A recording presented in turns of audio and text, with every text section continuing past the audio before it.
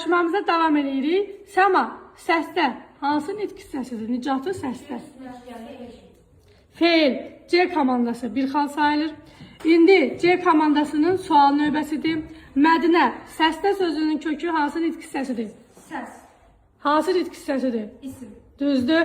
2 xal sizdə oldu, 4 xal. Keçdi. A komandası. Fidan cavab versin. Səslə sözündə L şəkilçisi nə şəkilçisidir? Yəni nə yaradır?